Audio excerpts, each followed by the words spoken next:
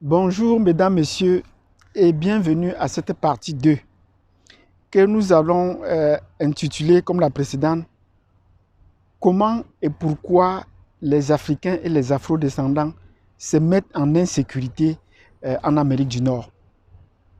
Comment et pourquoi les Afro-descendants se mettent en insécurité en Amérique du Nord.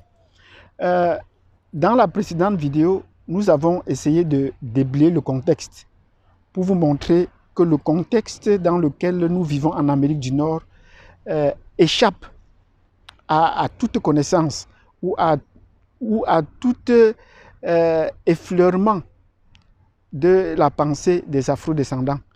Même ceux qui sont là depuis des siècles, qui sont là depuis plusieurs générations. Pire encore pour ceux qui viennent d'arriver, comme nous, les Africains récemment immigrés au Canada. Donc, nous ignorons les lois ici. Et nous sommes dans une société qui est assez régulée sur le plan juridique. Mais dès que vous arrivez ici, on vous présente tous les canevas qui peuvent vous mener à un bien-être, sauf sur le plan juridique et légal. On vous présente toutes les assurances qu'il faut pour assurer votre sécurité matérielle, financière. Mais on ne vous présente pas l'assurance légale, l'assurance juridique. Or, à mon sens, et à moins que vous me dites le contraire dans les commentaires, cette assurance est très importante. Cette assurance est très importante. C'est une assurance que je veux également appeler comme l'antivirus. Parce que si je venais d'arriver au Canada et qu'on me parlait de l'assurance maladie et que je savais cette assurance, j'allais plutôt poser la question d'avoir accès à cette assurance. Parce que c'est en ayant cet accès à cette assurance que je devais avoir un représentant qui pouvait m'accompagner, qui pouvait me conseiller dans mon processus d'immigration, dans mon processus d'intégration, puisque c'est une intégration qui est à la fois sociale, économique et surtout légale. Donc, mais on m'a présenté plus les faits, les assurances médicales, les assurances économiques, les assurances financières. Aller à la banque, faire ceci, faire cela. Est-ce que vous avez une assurance sociale, et ainsi de suite. Voilà. Voilà ce qu'on m'a présenté. Et pendant plusieurs années, je suis resté dans cette situation-là. Et côtoyant mes autres frères africains, ce n'était pas facile d'établir les résultats avec les autres communautés, surtout ici à l'ouest du Canada, où la société est plus structurée sur la base des communautés. C'est généralement dominé par les communautés asiatiques. Ça veut dire que vous avez d'un côté la communauté des Indiens sikhs, qui n'a rien à traiter avec la communauté chinoise en général. Et la communauté chinoise de son côté qui n'a rien à traiter avec la communauté japonaise. Et les Japonais de leur côté qui n'ont rien à traiter avec la communauté philippine. Voilà que les différentes communautés essayent de vivre ensemble et d'apporter des solutions à leurs membres. Ce qui fait que chaque membre arrivant ici est pris en charge directement par sa communauté.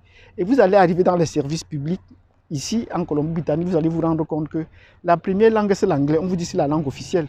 Mais la deuxième langue c'est le mandarin. La troisième langue, la plus parlée, et même dans les bibliothèques, vous allez voir, c'est le Punjabi, la langue des Sikhs. Et vient ensuite les autres langues comme le Tegalo, la langue des Philippins. Le français, on vous dit qu'il n'y a pas assez de personnes pour pouvoir parler le français. Même si vous arrivez dans les services Canada, on vous dit qu'il n'y a personne pour s'occuper de vous. Et ce service n'existe pas effectivement parce que n'ayant pas de clients dans ce domaine, on n'a pas pensé mettre en service ces services-là. Donc vous voyez que même du point de vue linguistique, le français n'a pas la place qui nous revient. La place qui devait être, pourtant c'est une langue officielle. Donc partant de ce point de vue, vous comprenez que en ce qui concerne les communautés, la communauté africaine est la moins représentée. Et comment est-ce qu'elle peut faire pour pouvoir être plus visible? Et c'est une minorité visible, comme nous l'avons dit, mais une minorité visible, quand on dit qu'elle est invisible, on ne parvient pas à la voir. Comment est-ce qu'elle doit faire pour se rendre visible? Or, si les éléments les règles ou les lois qui permettent à une communauté de se construire, de se solidifier et d'être plus visible est ignorée ou est cachée à cette communauté. Donc il nous revient, nous les membres de la communauté afro-descendante ou africaine, de pouvoir chercher les lois qui régulent la société. Et la première assurance qu'il faut prendre, vous dites bien, c'est l'assurance légale.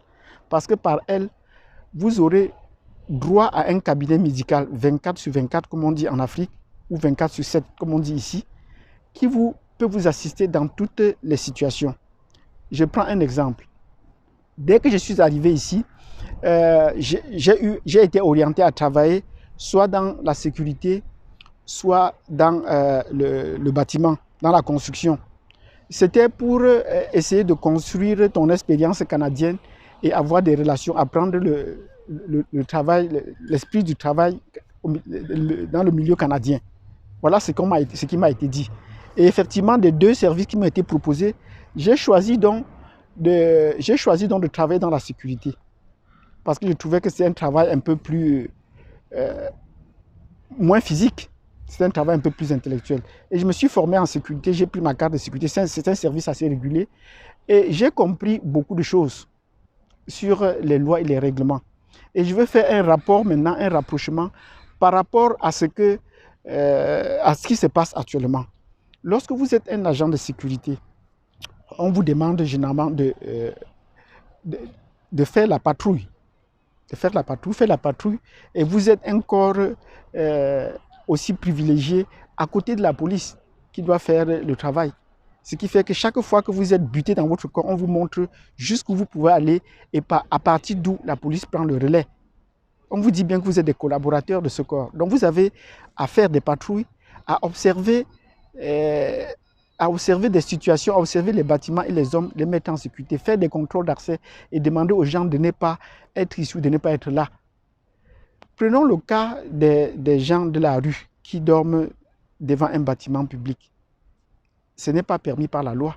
Même parfois, la bannière est bien écrite, mais vous voyez des gens qui viennent dormir là. Qu'est-ce qu'il faut faire dans ces conditions? La première condition, on vous demande de vous approcher poliment de lui.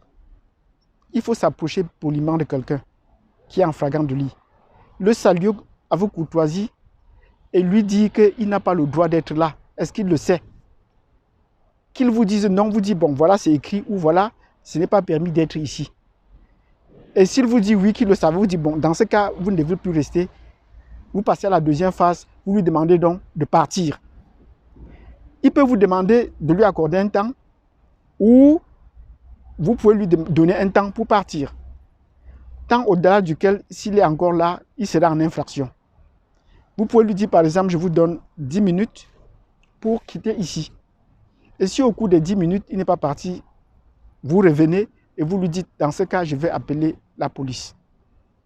Et le numéro de la police, pour appeler ici, le 911, c'est le même en Amérique du Nord.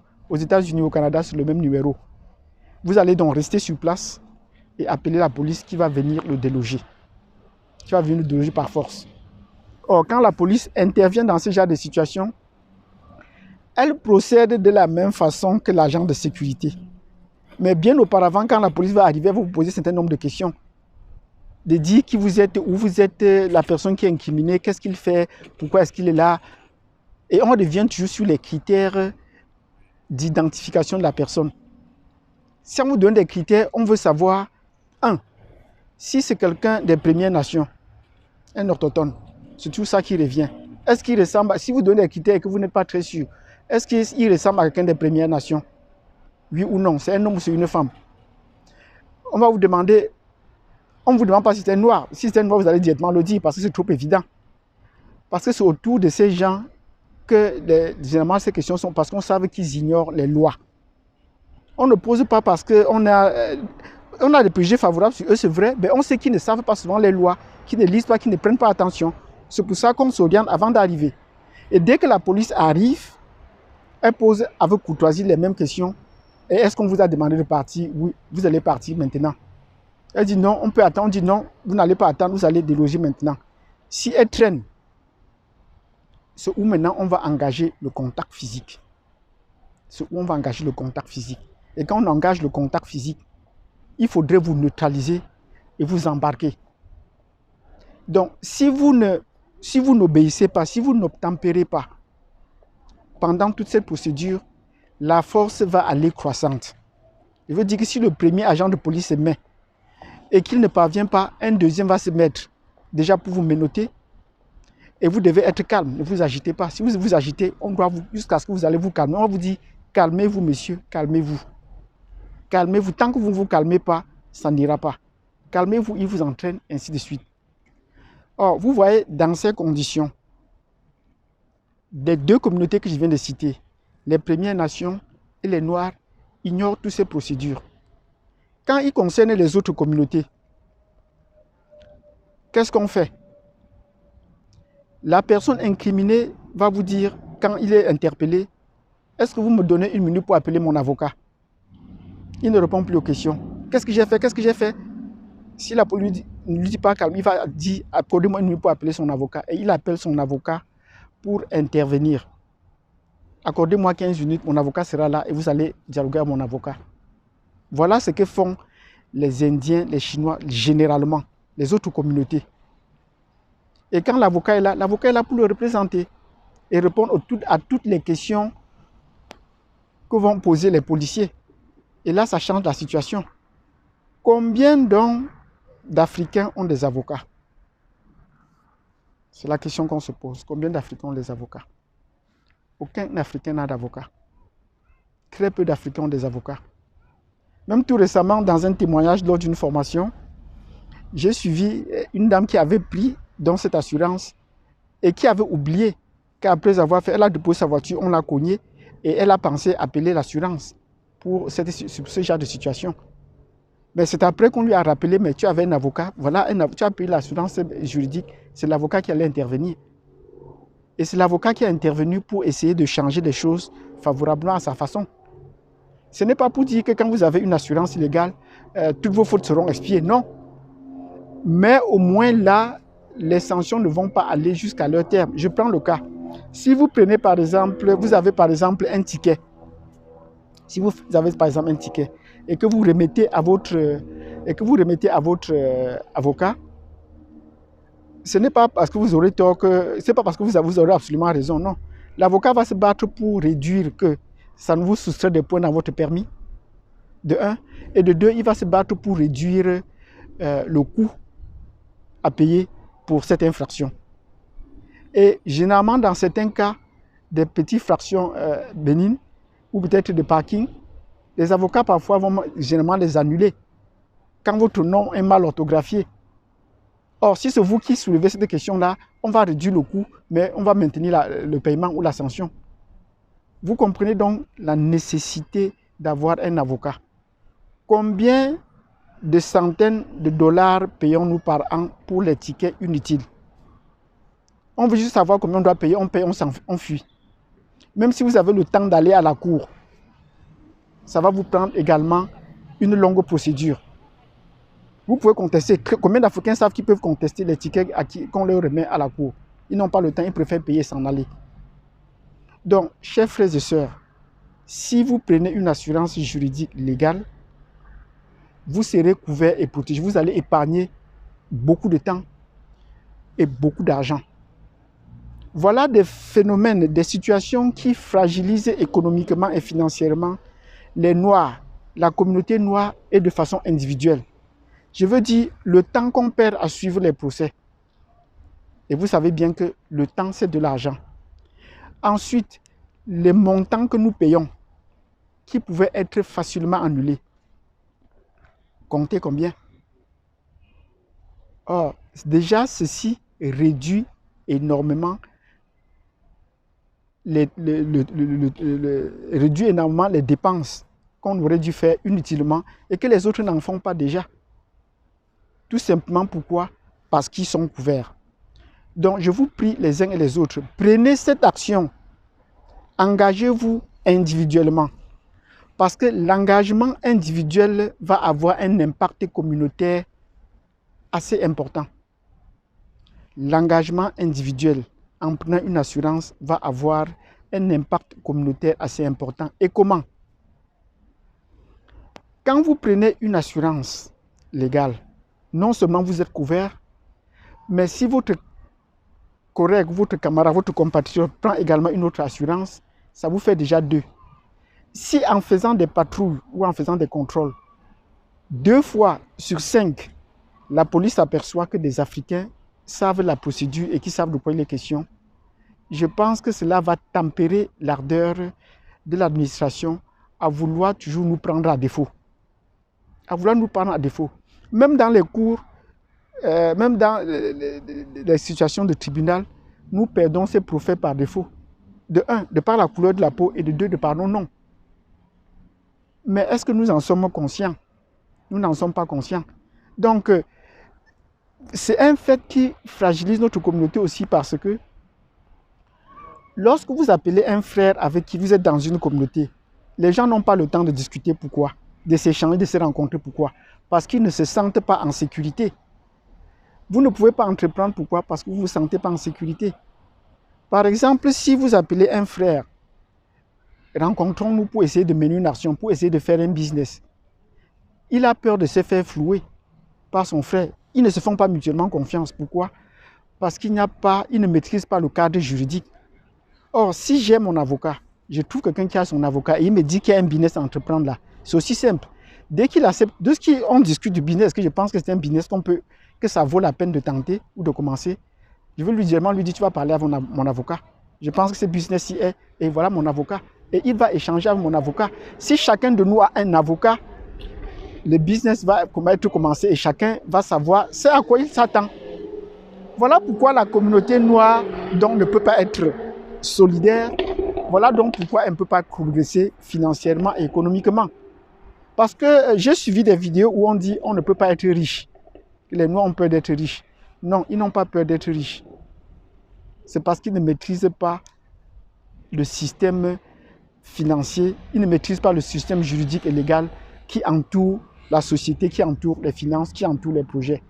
Et vous voyez, malheureusement, l'Amérique du Nord est un milieu où il est très facile d'entreprendre, mais les Noirs entreprennent très peu. Donc, si vous avez aimé cette vidéo et si vous êtes touché par ce que je viens de dire positivement, engagez-vous personnellement pour le bien de la communauté. Contactez-moi, le lien ci-dessus, et je vous montre la procédure, comment faire pour avoir une assurance juridique légale. Et vous serez couvert partout au Canada, partout aux États-Unis, partout en Angleterre. Et ainsi, nous allons donner une nouvelle image à notre communauté. Et vous verrez que graduellement, les rapports de force vont tendre à s'équilibrer. Il y aura un renversement des rapports de force. Merci de m'avoir suivi jusqu'au bout. Abonnez-vous, cliquez sur la notification et surtout, je vous donne rendez-vous à la prochaine vidéo pour ceux qui m'auront contacté pour répondre à vos questions.